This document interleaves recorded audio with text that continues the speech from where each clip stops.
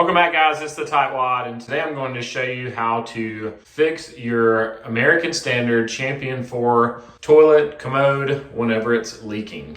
Whenever you're working with a toilet, the first thing you always do is turn off the water, and then we're just going to remove the top off the tank. All right, so here's what the inside looks like. We did replace the flush handles on these, so this is a little bit different. Yours is probably white.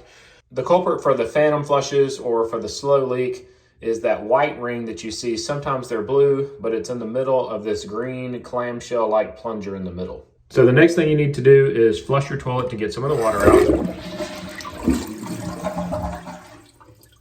And it's going to flush, and the water is going to go down all the way to the edge of this gray part. The next step is to loosen this black piece. This is actually a nut, kind of like a wing nut.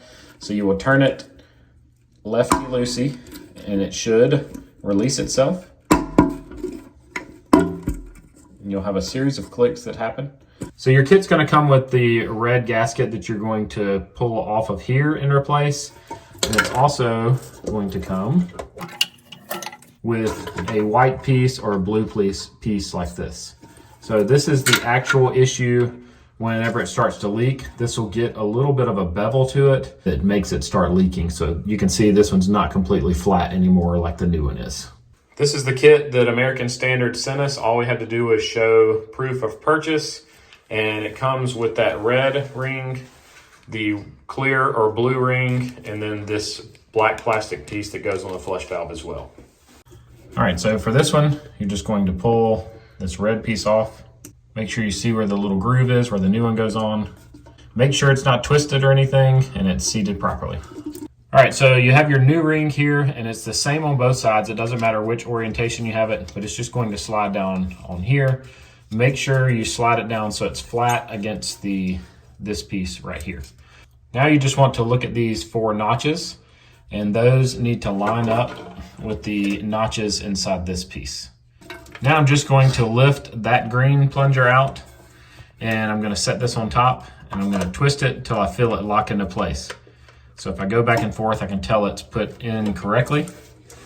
And now you need to take your black piece and screw it back down onto the threads while you hold the plunger from the bottom.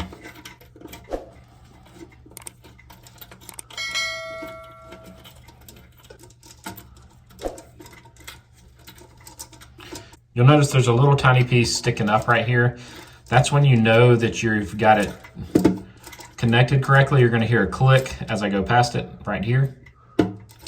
And we're going to make sure it clicks at least twice. And now it's locked into place. And the plunger should now fall down in there. Make sure your chain's not wrapped like that.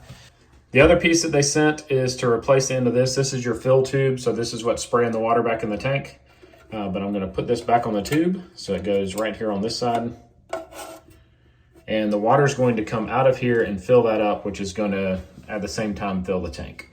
Now I'm going to turn the water back on so I can show you how all the flushing works. All right, so you can see the water is going in that tube, which is filling the tank.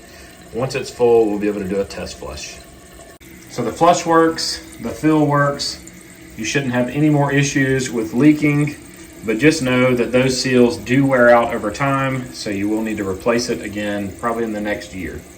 Thank you so much for making it to the end of the video. It'd be awesome if you'd click that logo in the bottom left-hand corner to subscribe to my channel, and maybe even check out one of my other videos shown on the right.